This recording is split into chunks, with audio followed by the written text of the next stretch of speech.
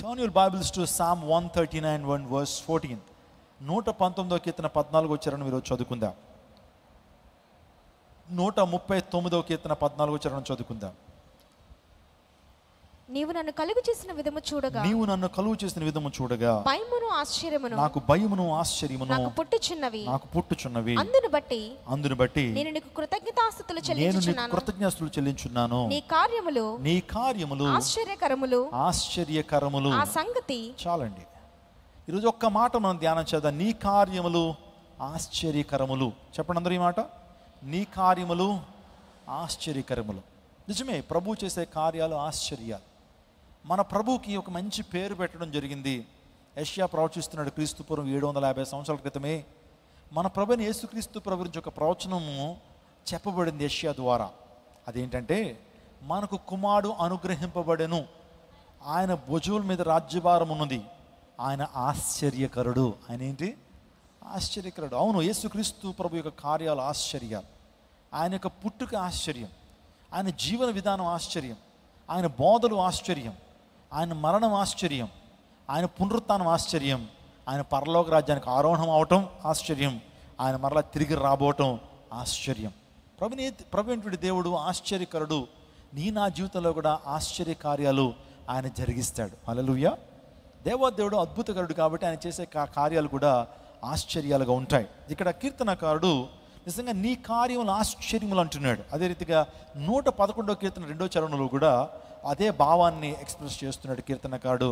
Turn your Bibles to Psalm 111 and verse 2. యెహోవా క్రియలు గొప్పవి, వాటి యందు ఇష్టము కలవారందరూ వాటిని విచారించుదురు. ప్రభు కార్యాలు, ప్రభు క్రియలు గొప్పవి. ప్రభు క్రియలు గొప్పవి అంటున్నాడు ఇక్కడ. అవును, దేవుని కార్యాలు చాలా గొప్పవి. ఆయన పరమును విడిచి లోకానికి వచ్చాడు. సమీపింపురాన్ని తేజస్సును అమరత్వం కలిగినటువంటి దేవాదేవుడు ధనవంతుడు అయినప్పటికీ ఆయన దరిద్రుడికి లోకానికి వచ్చి మన కొరకు తన అమూల్యమైనటువంటి రక్తాన్ని, నిష్కలంకమైన రక్తాన్ని, తన ప్రాణాన్ని మన కోసం పెట్టాడు ఆయన. అది ఆశ్చర్యం కాదా? ఈరోజున దేవాదేవుడు నరరూపిగా ఈ లోకానికి రావటం గొప్ప ఆశ్చర్యం అండి.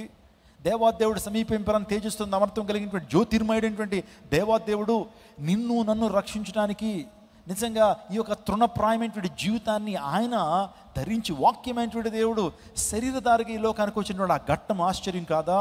మనం విమోచించినటువంటి కార్యం ఆశ్చర్యం కాదా? మనతో పాటు 33.5 సంవత్సరాలు జీవించినటువంటి యేసయ్య జీవితం ఆశ్చర్యం కాదా? ఇది గొప్ప విషయం కాదంటారా?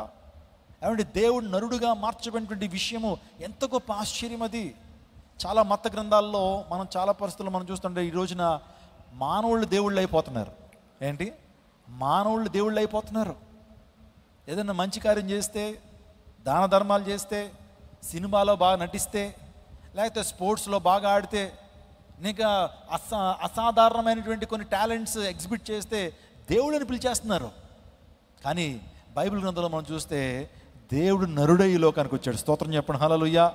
నరులు దేవుళ్ళు అయిపోతున్న పరిస్థితుల్లో మనం ఉంటున్నాం, కానీ దేవుడే నరుడుగా వచ్చినటువంటి సందర్భము ఎంత ఆశ్చర్యము! ఆయన విమోచన కార్యం, ఆయన ప్రణాళిక ఎంత ఆశ్చర్యకరమని మీరు ఆలోచించండి. ఈ రోజున దేవుని కార్యాలు, సో దేవుని యొక్క అంశాలు ఆశ్చర్యాలనే విషయాన్ని మనం చూస్తున్నాం.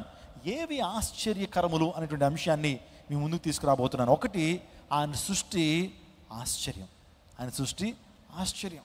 మనం చూస్తున్న ఈ క్రియేషన్ ఎంత అద్భుతంగా ఉందండి. నిజంగా ఈ యొక్క సృష్టిని మనం చూస్తున్నప్పుడు దేవుని యొక్క చేతి పని మనకు అర్థమవుతుంది. సృష్టికర్త యొక్క అద్భుతమైన నైపుణ్యత మనకు అర్థమవుతుంది. ఒక వస్తువును చూస్తున్నప్పుడు ఆ వస్తువు వెనుకాల ఆ క్రియేటర్ మనం చూస్తుంటాం. అర్థమవుతుందండి? ఒక వస్తువును చూస్తున్నప్పుడు దాని వెనకాల ఎవరున్నారనే విషయం నాకు అర్థమవుతుంది. ఎవరున్నారని అర్థమవుతుంది. దాన్ని కలుగు చేసిన నిర్మాణకుడు ఉంటాడు, దాన్ని కలుగు చేసిన డిజైనర్ ఉంటాడు. ఎవ్రీ డిజైన్ ఇంప్లాయిస్ ఎ డిజైనర్ కదా. ప్రతి డిజైన్ వెనుకాల ఒక డిజైనర్ ఉన్నాడు. ఈ విశ్వాన్ని మనం చూస్తున్నప్పుడు, సూర్యచంద్రులు మనం చూస్తున్నప్పుడు, నక్షత్రాలను మనం చూస్తున్నప్పుడు, భూమి చుట్టూ తాను తిరుగుతూ సూర్యుని చుట్టూ తిరిగేటువంటి ఆ కక్షను మనం గమనిస్తున్నప్పుడు, సముద్రాలను చూస్తున్నప్పుడు, సముద్రంలో ఉన్నటువంటి జీవరాశులను చూస్తున్నప్పుడు, భూమి మీద నివసించేటువంటి జంతువులను చూస్తున్నప్పుడు, నిజంగా చెట్ల మీద పాకేటువంటి ఆ యొక్క పురుగులు కానివ్వండి, ఆకాశంలో సంచారం చేసేటువంటి ఆ పక్షులను మనం చూస్తున్నప్పుడు, ఈ విశ్వాన్ని మనం చూస్తున్నప్పుడు దేవుని యొక్క సృష్టి ఎంత ఆశ్చర్యకరమో మనకు అర్థమవుతుంది. సో దేవుడు ఈ యొక్క సృష్టిని తన నోటి మాట ద్వారా కలుగు చేశాడు.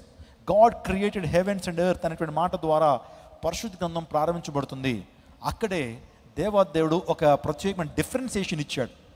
సృష్టి వేరు, సృష్టికర్త వేరు అనే విషయాన్ని బైబిల్ గ్రంథం చాలా స్పష్టంగా నిర్బంధంగా చెప్తుందండి. నిర్బంధంగా చెప్తా ఉంది, సృష్టి వేరు, సృష్టికర్త వేరు. అర్థమవుతుందండి? ఇది రెండు ఒకటి కాదు. ఏనాడు కూడా సృష్టిని మనం పూజించేటువంటి వారు ఉండటానికి వీల్లేదు. సృష్టిని బట్టి మనం దేవుని స్తుతించాలి. సృష్టిని కలుగు చేసిన దేవుని బట్టి మనం ఆయన ఘనపరచాలి తప్పించి సృష్టికి దండం పెట్టకూడదు, సృష్టిని పూజించకూడదు. పంచభూతాలు ఉన్నాయి, ఎవరి ద్వారా సృష్టించబడ్డాయి? దేవుని ద్వారా సృష్టించబడ్డాయి. సో అవి ఏనాడు కూడా దేవుళ్ళు అనబడవు, దేవుళ్ళు కావవి. వాటికి సర్వాధికారం లేదు, దేవుని ద్వారా సృష్టించబడ్డాయి. పంచభూతాలు అవి దేవుని ద్వారా సృష్టించబడ్డాయి. మనిషి ఏమనుకున్నాడంటే దేవుడు మనకు కనిపించట్లేదు కాబట్టి, దేవుడు మనకు కనిపించేటువంటి వాటిని దేవుడిగా మార్చేసుకున్నాడు మానవుడు. గాలి లేకపోతే మనం బ్రతకలేం కాబట్టి గాలిని దేవుడు చేశాడు. నీరు లేకపోతే చాలా కార్యాలు ప్రపంచంలో జరగవు కాబట్టి నీటి మీద మానవుడు ఆధారపడుతున్నాడు కాబట్టి నీటిని దేవుడిగా చేశాడు. అగ్ని, వాయువు, వీటన్నిటి కూడా దేవుడిగా, ఆకాశము, అందులో సమస్తం కూడా దేవుడిగా మార్చారు. యుగ సంబంధమైన దేవత అవిశ్వాసం మనోనేత్రాలకు గుడ్డితనం కలుగు చేయడం ద్వారా నిజంగా మానవులు ఈ రోజున అవిశ్వాసులైనటువంటి గుడ్డితనంతో వారు ఉన్నారు. అందరూ బట్టి నిజ దేవుని వారు తెలుసుకోలేకపోతున్నారు. కాబట్టి దేవుని సృష్టి చాలా అద్భుతమైందండి. చాలామంది ఈ సృష్టికర్తకు సృష్టికి వేరియేషన్ తెలియకపోవడం ద్వారా చాలామంది ఈ రోజున సృష్టిని పూజిస్తూ ఉన్నారు. ఆలోచన చేద్దాం. సృష్టి వేరు, సృష్టికర్త వేరు అనే విషయాన్ని జ్ఞాపకం చేస్తున్నాను. అందరికీ శుభవార్త. ప్రతి ఆదివారం 10,000 మంది ఒక చోట చేరి దేవుణ్ణి ఆరాధిస్తున్న జీవం గల దేవుని సంఘం. స్వస్థత, విడుదల, అభిషేకం పొందాలనుకుంటున్నారా? దురాత్మ శక్తుల నుంచి విడుదల కావాలా? ఆర్థిక ఇబ్బందుల నుంచి విడుదల కావాలా? సంతానలేమితో బాధపడుతున్నారా? కుటుంబ సంక్షేమం కొరకు ప్రత్యేక ప్రార్థనలు కోరుకుంటున్నారా? శాంతి లేక ఆత్మహత్య చేసుకోవాలనుకుంటున్నారా? నిజమైన ఖచ్చితమైన వాక్యం చేత బలపడాలని ఆశిస్తున్నట్టయితే రండి. క్రైస్ట్ టెంపుల్ మీ కొరకే. ప్రతి ఆదివారం 4 ఆరాధనలు జరుగుతున్నాయి. మొదటి ఆరాధన ఉదయం 6 గంటలకు, రెండవ ఆరాధన ఉదయం 8 గంటలకు, మూడవ ఆరాధన ఉదయం 10 గంటలకు, నాల్గవ ఆరాధన సాయంత్రం 6:30 జరుగును. స్థలం Christ temple, Mary Stella indoor stadium, Pantakaluva road, NTR circle, Vijayawada. ముఖ్య ప్రసంగికులు ప్రపంచవ్యాప్తంగా వాక్యమునందించి కోట్లాది మందికి దీవెనకరముగా ఉన్న మన దైవజనులు రెవరెండ్ డాక్టర్ పాల్ ఇమాన్యుయల్ గారు మరియు నిస్సీ పాల్ గారు శక్తివంతమైన సందేశాలను అందించి ప్రతి ఒక్కరి కొరకు ప్రత్యేక ప్రార్థనలు చేయుదురు. హృదయాలను హత్తుకునే అద్భుతమైన స్తుతి ఆరాధన సాక్ష్యాలు, ప్రతి విశ్వాసిపై ప్రత్యేక శ్రద్ధ, గృహ దర్శనాలు, ఇంకా మరెన్నో. ప్రతి ఆరాధనలో 1000 మంది ప్రజలు పాల్గొంటూ ఆత్మీయముగా బలపడుచున్నారు. పాటలు, ఆరాధన, వర్తమానముల ద్వారా దేవుని ఆత్మీయ కార్యములు అనేకులు పొందుకుంటున్నారు. విజయవాడ చుట్టుపక్కల ప్రాంతాల నుంచే కాక 100 కిలోమీటర్ల దూరం నుంచి ప్రజలు వచ్చి ఆత్మీయ మేలులు పొందుచున్నారు. ప్రతి ఆదివారం హోలీ కమ్యూనియన్ సర్వీస్. దూర ప్రాంతము నుండి వచ్చు వారికి ప్రేమ విందు కలదు. కుటుంబాలతో రండి. దేవుడిచ్చే గొప్ప రక్షణ, స్వస్థత, అభిషేకాన్ని పొందుకొనండి. రండి, మీ దుఃఖము నాట్యముగా మార్చబడును. మరిన్ని వివరాలకు సంప్రదించండి 88 6276 777.